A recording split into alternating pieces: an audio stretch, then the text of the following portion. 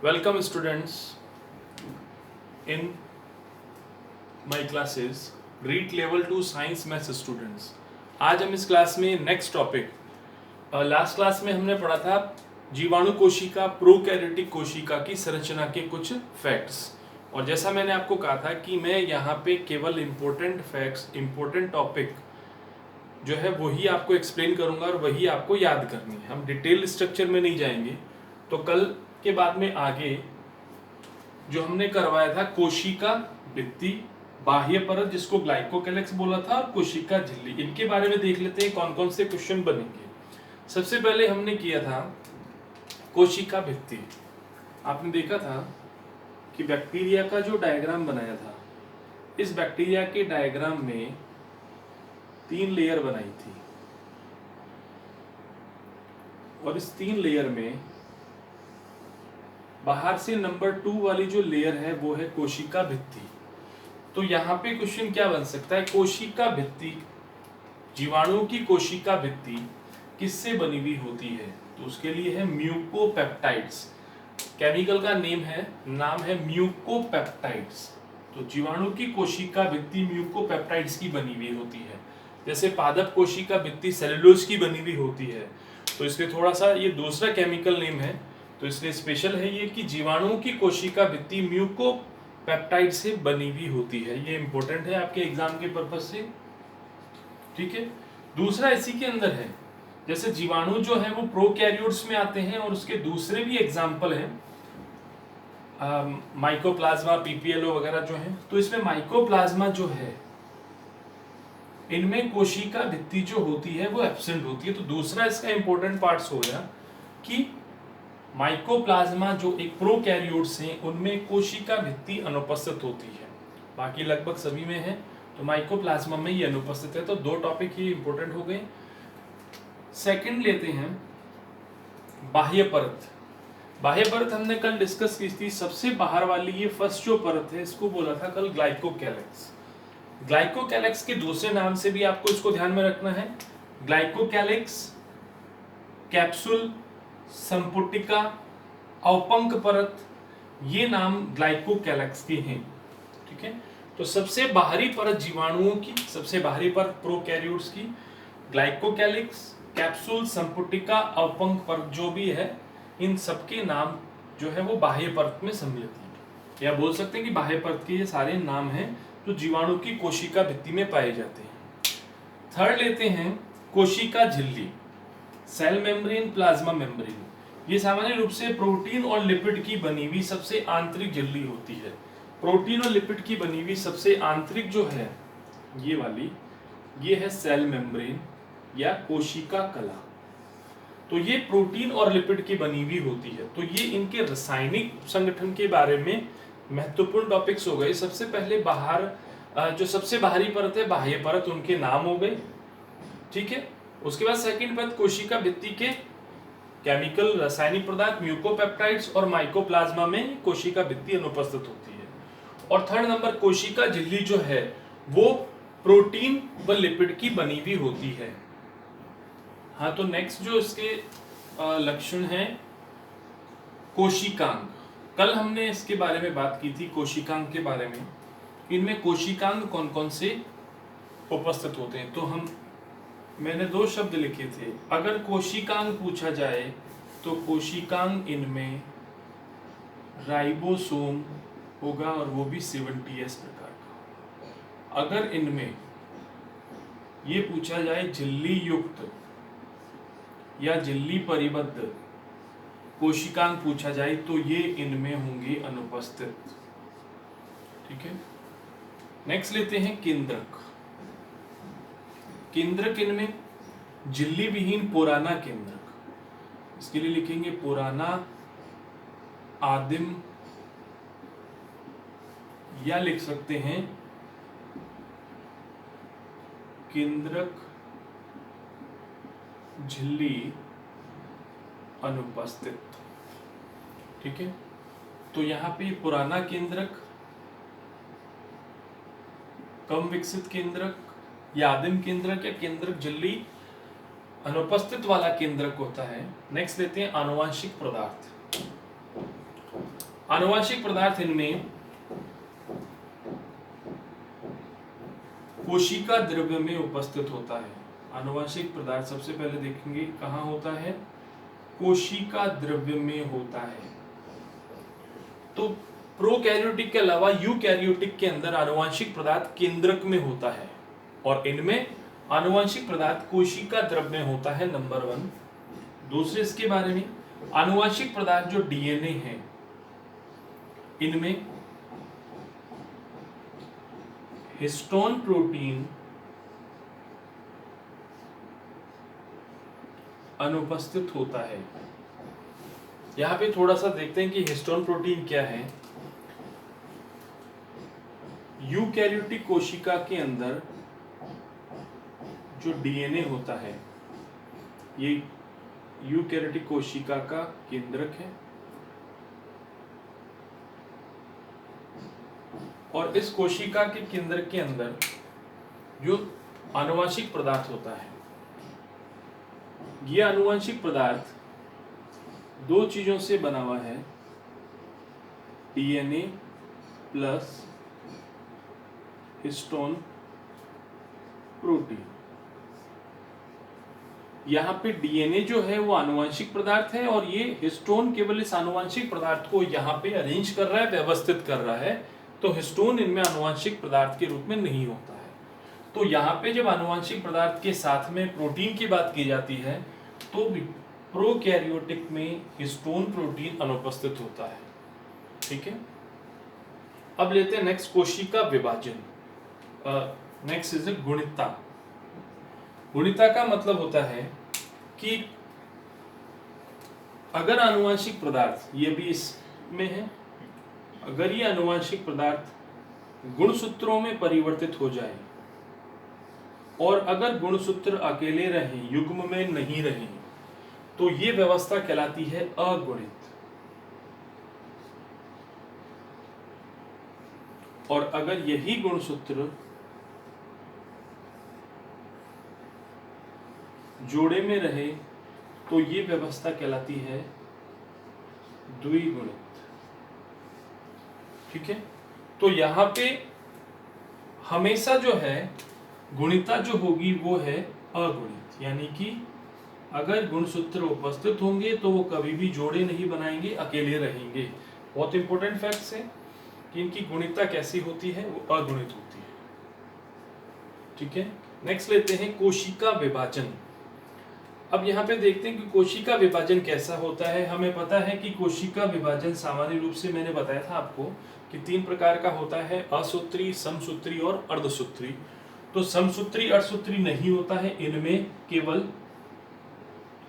असूत्री प्रकार का विभाजन पाया जाता है। अर्थात इनमें समसूत्री विभाजन की वह अवस्थाएं, प्रोफेज है, मेटाफेज है, एनाफेज है, टीलोफेज, ये अवस्थाएं यहाँ पे नहीं पाई जाती है। तो ये असूत्री प्रकार का विभाजन इनमें पाया जाता है। तो कोशिका विभाजन के बारे में जब भी बोलेंगे वो असूत्री प्रकार का विभाजन होगा जीवाणु में या प्रोकैरियोट्स में। नेक्स्ट लेते हैं जनन। जनन कौन सा होगा इनमें? जनन इनमें सामान्य रूप से अलैंगिक जनन होगा, लैंगिक जनन इनमें अनुपस्थित होगा। तो जनन के लिए लिखेंगे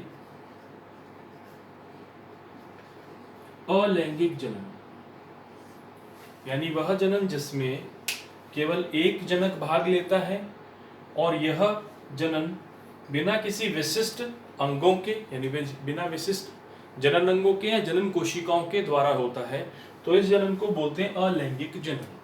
तो जीवाणुओं में अलैंगिक जनन, प्रोकैरियोट्स में अलैंगिक जनन होता है। तो ये मेन फैक्ट्स हो गए। कोशिकांग राइबोसोम 70S प्रकार का होगा, अगर झिल्ली तो बोला जाए तो अनुपस्थित होगा। केंद्रक पुराना आदिम केंद्रक झिल्ली अनुपस्थित होगी। ये बातें सारी इसके लिए होगी। आनुवंशिक पदार्थ कोशिका द्रव में बिखरा होगा। कोशिका द्रव में बिखरा होने का मतलब कि लास्ट क्लास में हमने बैक्टीरिया का किया था, हमने देखा था कि कोशिका द्रव्य के अंदर ये न्यूक्लियोइड स्थित है, तो ये कोशिका द्रव में बिखरा हुआ है। ठीक है, हिस्टोन प्रोटीन इसमें नहीं होते हैं, यहाँ पे होते हैं हिस्टोन प्रोटीन, तो इनमें ये हिस्टोन प्रोटीन अनुपस्थित होते हैं। गुणिता, जब ये क्रोमोसोम जो होते हैं इनमें ये बिना जोड़े के होते हैं तो इसको अगुणिता बोलेंगे।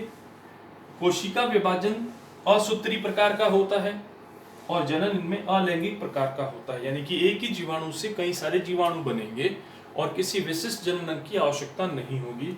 तो ये फैक्ट्स हैं। एक इसमें एक और फैक्ट है जो है श्वसन। श्वसन के लिए इनमें कोई विशिष्ट अंग नहीं होता है, इसलिए इनकी कोशिका झिल्ली जो है वो श्वसन अंग की भांति कार्य करती है, अर्थात इनमें कोशिका झिल्ली के द्वारा सामान्य विसरण विधि से श्वसन होता है और श्वसन प्रक्रिया जो है वो कोशिका झिल्ली से होती है। तो यहाँ पे हम ये बोल सकते हैं कि जीवाणुओं में या प्रोकैरियोट्स में श्वसन किस अंग से होता है, तो वो कोशिका झिल्ली के द्वारा श्वसन होता है। तो ये फैक्ट्स थे इसके बारे में, जीवाणुओं के बारे में। हाँ, अब इसके कुछ नेक्स्ट फैक्ट्स हैं जीवाणु कोशिका या प्रोकैरियोट्स की। राइबोसोम जो हम बार बार बोल रहे हैं कोशिकांग होता है इनमें, वो 70s प्रकार का 70s प्रकार का होता है। तो उसकी दो छोटी उप इकाइयां होती है 50 और 30s, दैट मीन्स दो छोटी इकाइयां होती है, एक बड़ी उप इकाई और एक छोटी उप इकाई। इनको बोला जाता है उप इकाइयां। तो ये राइबोसोम की उप इकाइयां हो गई। इसके बाद में आते हैं इस राइबोसोम का कार्य। इस राइबोसोम का मुख्य कार्य होता है प्रोटीन का संश्लेषण करना। राइबोसोम का मुख्य कार्य होता है प्रोटीन संश्लेषण, अर्थात ये अमीनो एसिड को जोड़कर और प्रोटीन का निर्माण करते हैं। तो ये कार्य होता है राइबोसोम का। इसके बाद लेते हैं मीसोसोम। मीसोसोम मैंने आपको बताया था कि अंतर कोशिका में वलन पाए जाते हैं, इन वलन को मीसोसोम बोलते हैं। ये बैक्टीरिया की अंदर वाली कोशिका में जो वलन पाया जाता है ये मीसोसोम कहलाता है। और इस मीसोसोम का मुख्य कार्य होता है श्वसन और अवशोषण। अवशोषण मतलब विभिन्न आवश्यक पदार्थों का ये अवशोषण करेंगे, और श्वसन का मतलब होता है यहाँ पे कि आवश्यक भोज्य पदार्थ जो हैं उन भोज्य पदार्थों से ऊर्जा का निर्माण करना, और ऊर्जा का निर्माण एटीपी के रूप में होता है। तो ये श्वसन की प्रक्रिया जो होती है वो रासायनिक श्वसन होता है, ठीक है। भौतिक श्वसन हमने बताया था कि कोशिका झिल्ली करती है इसका, लेकिन रासायनिक श्वसन मीसोसोम करता है जो ऊर्जा या एटीपी का निर्माण करते हैं। अब लेते हैं नेक्स्ट पोषण। पोषण का मुख्य कार्य, पोषण जो है इनमें कौन कौन सा होता है उसके लिए चार्ट करेंगे। पहले इसको थोड़ा सा वापस रिवाइज कर लेते हैं। इनमें एकमात्र कोशिकांग राइबोसोम होता है जो 70s है। इसकी दो उप इकाइयां 50s और 30s, ठीक है। इनका मुख्य कार्य राइबोसोम का प्रोटीन संश्लेषण। दूसरा मीसोसोम। मीसोसोम अंतर्वलन है कोशिका झिल्ली के, प्लाज्मा मेम्ब्रेन की। इसका मुख्य कार्य श्वसन और अवशोषण, और जो श्वसन होता है वो रासायनिक श्वसन होता है, अर्थात रासायनिक श्वसन मतलब ऊर्जा का या एटीपी का निर्माण होता है। और पोषण के लिए देखते हैं कि चार्ट कौन सा है, इनमें कौन कौन से पोषण पाए जाते हैं।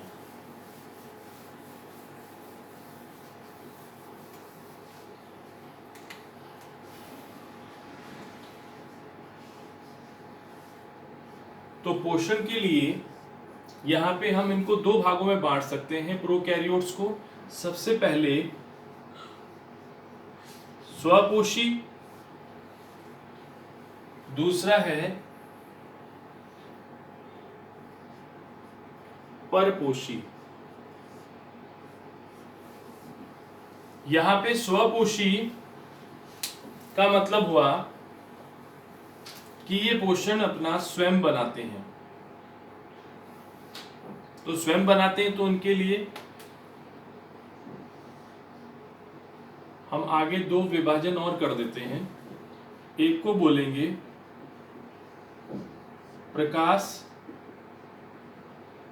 संश्लेषी और एक को बोलेंगे रसायन संश्लेषी, ठीक है। प्रकाश संश्लेषी का मतलब हुआ कि ये अपना भोजन सूर्य के प्रकाश, ठीक है, सूर्य के प्रकाश की उपस्थिति में बनाते हैं। ठीक है, तो इसको बोलते हैं प्रकाश संश्लेषी।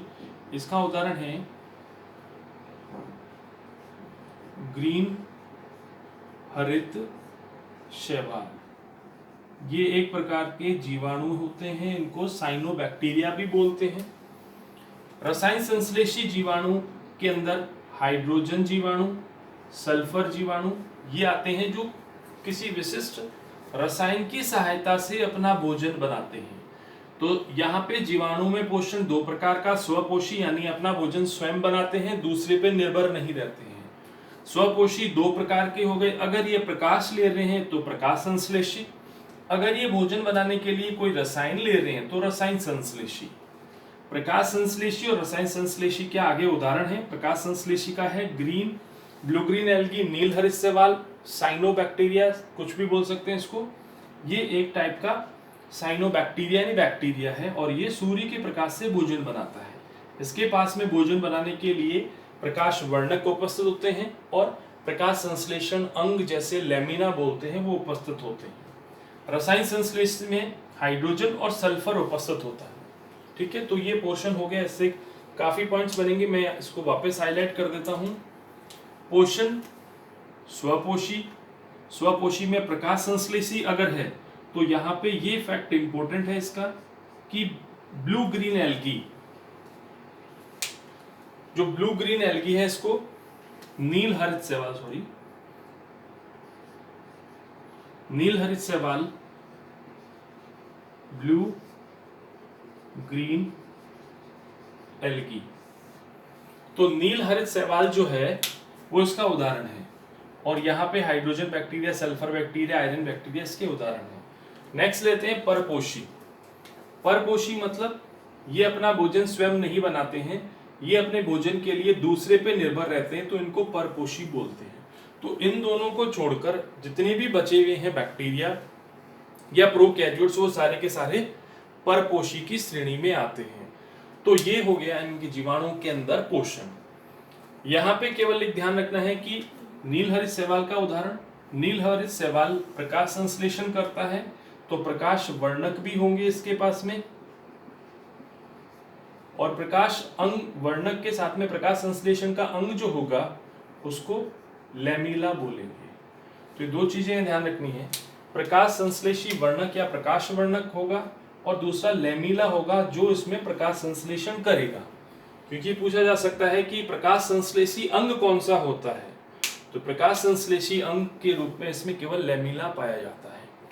ठीक है, तो ये लास्ट टॉपिक था जिस कंटेंट इस चैप्टर का। ये जीवाणु लगभग कंप्लीट हो चुका है। इसके बारे में कुछ भी प्रॉब्लम हो, क्वेश्चन आपको पूछना हो, कमेंट बॉक्स में लिख के आप पूछ सकते हैं। Thank you for joining my classes. आपको अगर ये क्लासेस यूजफुल लगे, क्योंकि मैं केवल फैक्ट्स ही बताऊंगा, इंपॉर्टेंट जो फैक्ट्स है उन पे जो क्वेश्चन बनते हैं वही, पूरी डिटेल नहीं बता रहा हूं मैं। क्लियर? अगर ये आपको अच्छा लगे, वीडियो आपके लिए यूजफुल हो तो प्लीज सब्सक्राइब इट।